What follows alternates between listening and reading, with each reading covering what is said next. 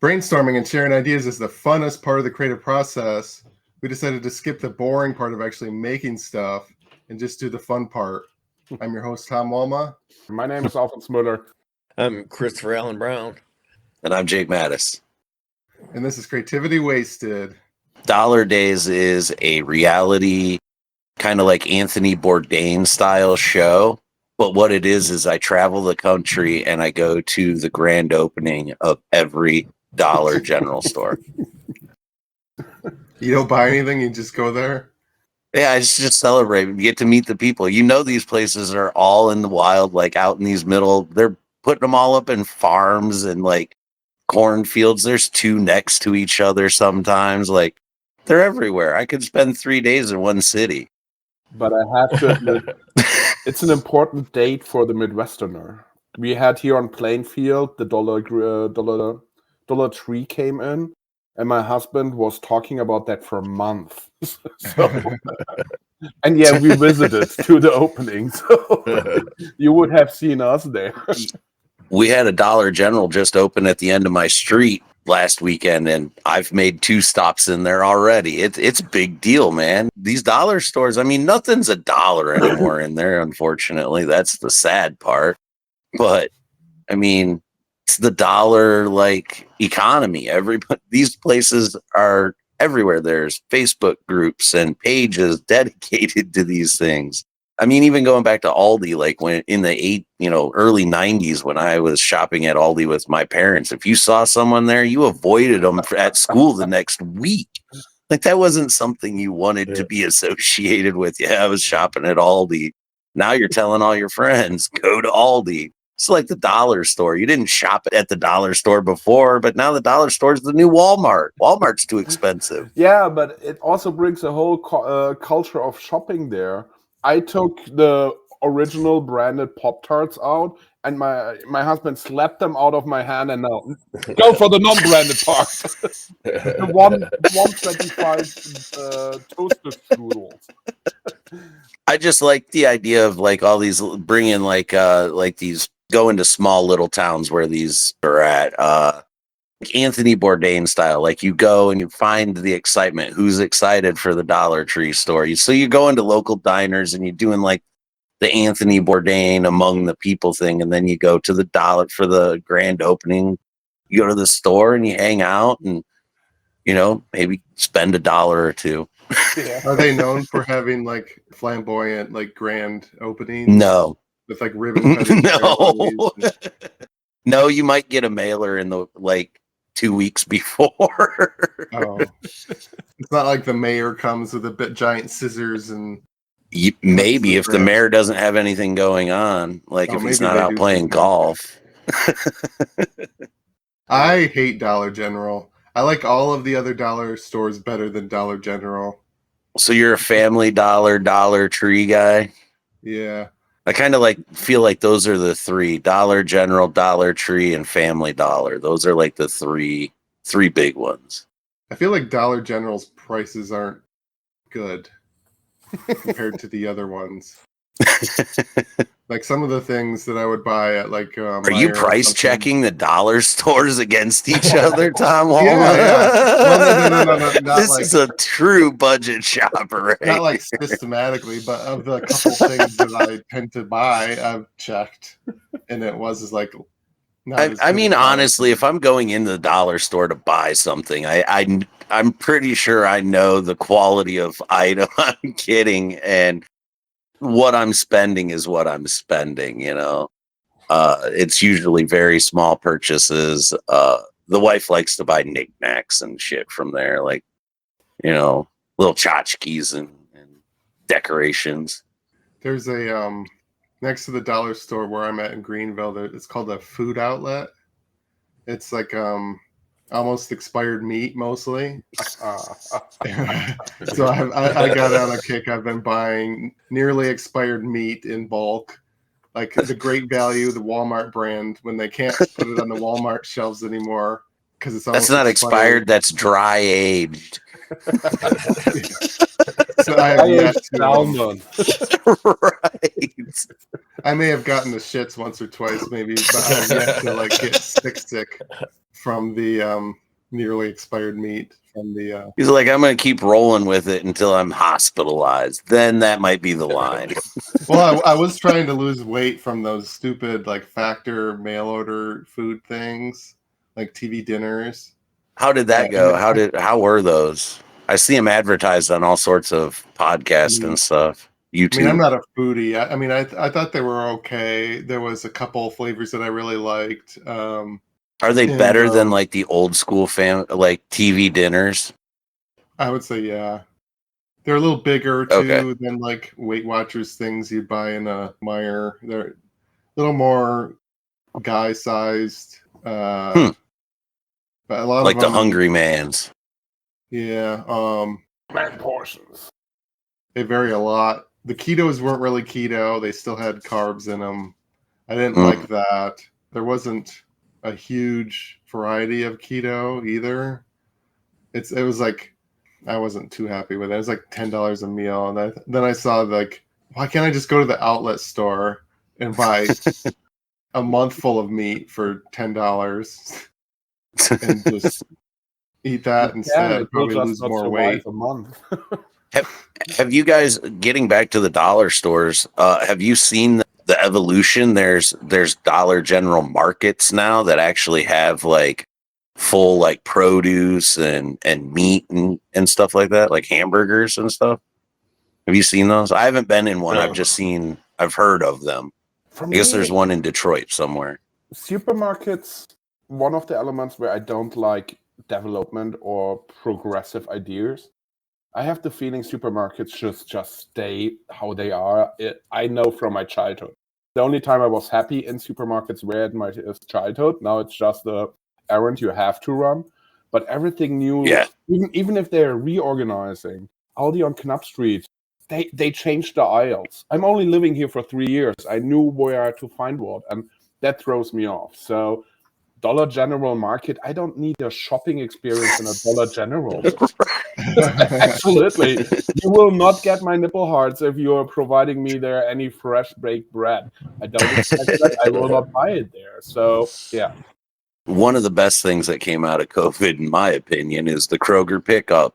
I hardly ever go into the store. And if I do, it's for a one-off thing that I need or, just an odds and ends. But man, I don't even go in the grocery store anymore. I order that stuff up, pick it up.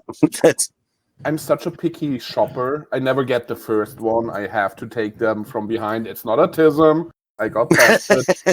Sure. So I would never trust anyone to do my shopping. So I have to do it on my own. But yeah. Yeah, I did that a lot during COVID. I'm a risk taker.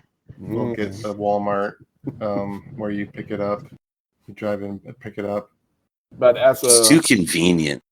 As someone who's very new to your culture of dollar shops, first, before I came from Germany, in stock magazines, actually Dollar General and Dollar Tree were recommended to buy the stocks because everyone predicted your economy going down so that they become richer and richer. And I think they were really right with that. The other one is my first experience. I love it that they have these outdated or no longer produced brands or tastes of products. So I had my first Monster Energy Cold Brew from a Dollar General, and it was unbelievable amazing. I love coffee, and this drink, I never found it again, which is sad because it's discontinued, but it was the best coffee-based energy drink that get my heart pumping. Yeah. Really? I tried hard. No, it wasn't hard Monster. It was hard Mountain Dew. It was the most those are not good. Yeah, agreed. I did not like them. I found them in Ohio a couple years ago. Now they're everywhere. But like I was out and about and found them, brought them home. They're terrible. Yeah, but all these brands, also Dr. Pepper, is testing so many different tastes that never reach you, except in these stores who they're getting the last container they found somewhere on a. Hey, we got this pallet. You want to make a good deal on it? I sell it for $1.25. Right. So they don't have dollar stores in Germany?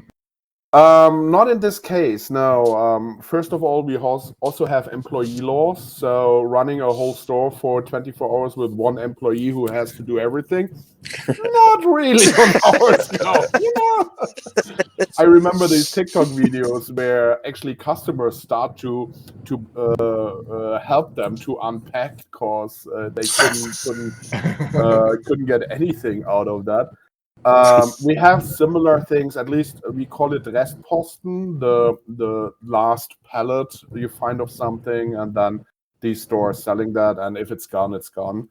So yeah, that's happening, but not in this case. Like also not on the rural areas. In Germany, the people who live rural can afford that. The poor people move to the city, so no one would buy cheap things in the rural areas. Those are normally the high price areas, and not I like think- in Michigan where you three left turns away from an unsafe road, stone road. Yeah, I'm pretty sure they have dollar stores in Canada, but they're called loony stores or something. Looney Tunes. Isn't that their Something dollar, England the might have, loony? too. Like England Isn't- might adopt I think it's the dollar. loony. Yeah, I think Canada's dollar is the loony.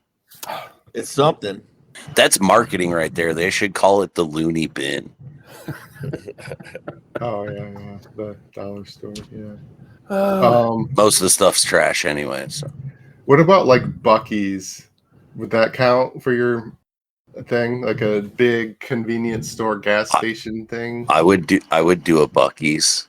That's- I've been to a Buc-ee. I've been to 2 Buc-ee's driving down and back from Texas. So I haven't. Buc-ee's- Is it like a dollar store vibe? no, it's more.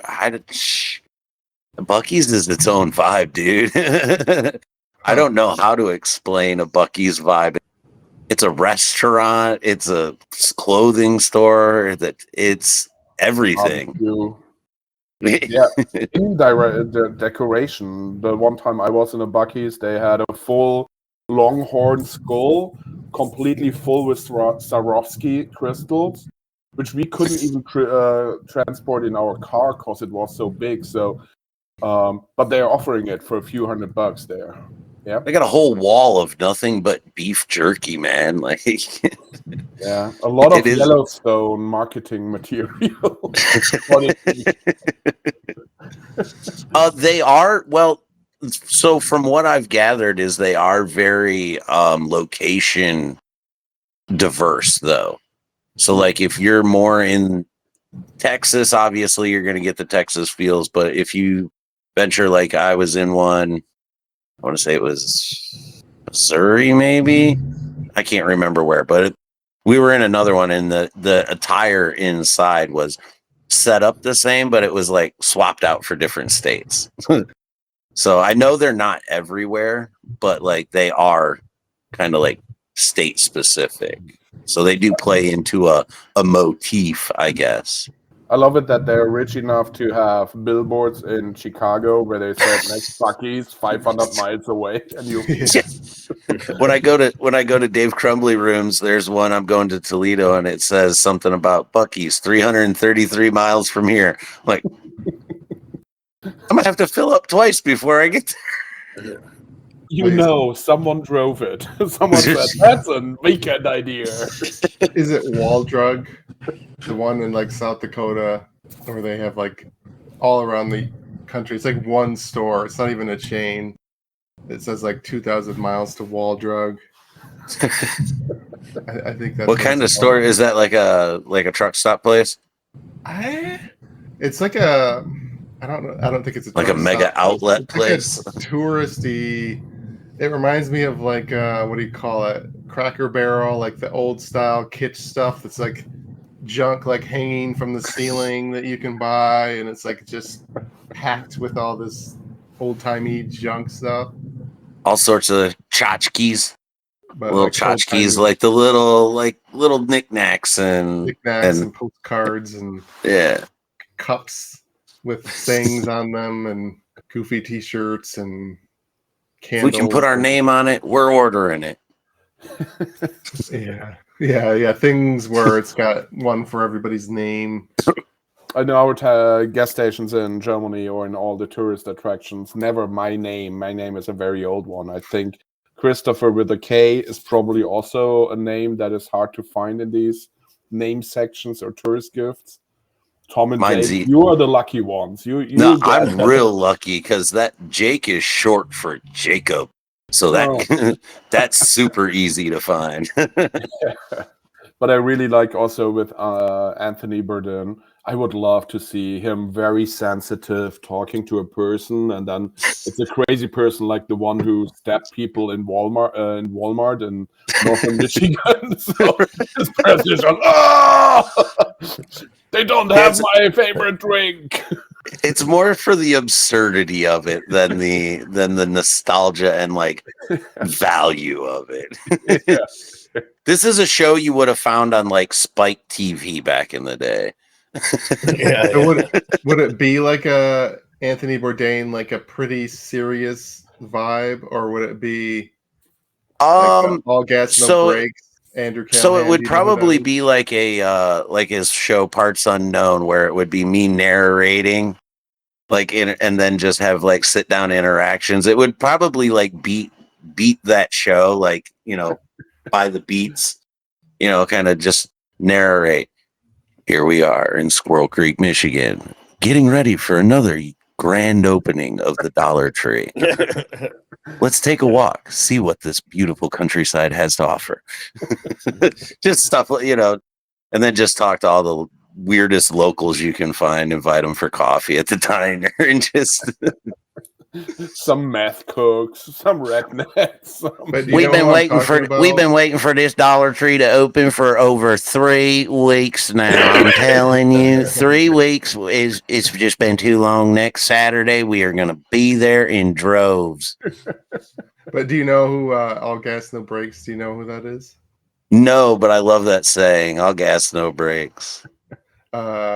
So it's Andrew Callahan is the guy. He does interviews of like he went to like some of the BLM riots where they were like burning down a mall or whatever. He had like a stoner vibe. He just hold up the thing to people and let them talk. And he had like a glazed, like half present sort of vibe, non-judgmental.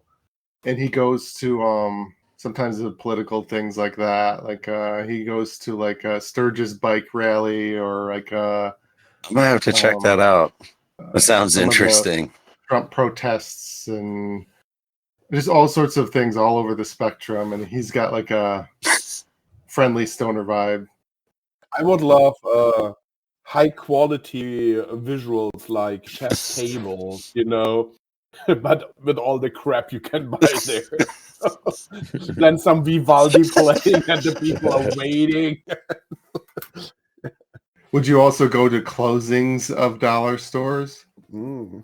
Like out of business sales? I don't know if that ever happens, to be honest. No, those would be the Halloween episodes when Spirit Halloween opens. We'd do a yearly special. We'd go to a new Spirit, you know, like they closed down the Christmas tree store. Now it's going to be Spirit Halloween. So every year around Halloween time, we do one Spirit Halloween episode. I don't think I've ever been to a Spirit Halloween. I'm an adult. My son worked at one for a minute. Halloween store. I've been in them. Yeah. Any more thoughts? So, did you have a name for your show? I didn't. Wait, didn't you say it had a name? Because you said do this idea where you're yeah. Dollar Days. That's right. Dollar Days. I think there's probably a clever title with a pun in it or something, but anything punny or alliteration will trigger me. I love those things. The dollar interviews. Down home dollar days. The buck starts a lot of here. D's there. Yeah, that's a little long too. So. I like that. The buck starts here. The buck starts here. Instead of the buck stops here, the buck starts here. All right. Anything else with your idea? That's about what I've got. Chris, anybody else have any thoughts on my idea? I've never been to a dollar store, so I have no clue. What? Yeah, I've never been. I don't. Okay. I mean, Okay. it sounds stupid, but I always feel like it's kind of beneath me. I don't understand. That's the way I feel sometimes. The next time I see you at a comedy show, we're gonna take a 10-minute break, jump in my car. We'll drive anywhere within a 10-minute radius, and we will go in a dollar store, dude. Will you buy something for me when we're there? I will. I'll splurge. I'll even buy for you, dude. Like that's You're a not gonna life film it. This could experience. be your first. Yeah, there we go. podcast. This is the first episode. You know what my quirk is? That I've never driven a car through an automatic car wash. I did First of all, I Yeah. never washed my car. within the You never first wash it. month in the USA. Arrived, everything. He's like, man, you guys aren't even living. I've been here the things we take for granted in America. Automatic car washes, dollar stores. But I think actually that would be a great addition. That in every show you take someone who never been to a Dollar General, different, a comic, a nun, maybe. Oh, a yeah, there migrant, you go. and let them explain what they're seeing. Just listening how they're perceiving that, including the people in there. Yeah, Travel Channel, hit me up. I would watch that for sure. I love that. With this anxious times currently, I'm already begging for any new cooking show that I need. But yeah, that would be something I definitely would watch, including maybe a taste test about the products that are in there. Giving the first person, We could do segments like name brand versus dollar store. There we go. Yeah. I like it. So many possibilities in there. Okay. Any shows you want to plug? Any podcasts? Shows you're doing? Shows you run? Contests you're in? Anything? On the 24th, I'm gonna have a showcase at the Bob. I'm finally at the Bob, Dr. Grins. And on the 18th of October, I'm gonna be in San Francisco on the Barrison Festival. Coming up on the 19th of September here, I'll be over in Grand Rapids at Wonderland Distillery with Jeff Teed and David Dyer. We've got brand new episodes of the Very Good podcast drop on Mondays and Thursdays.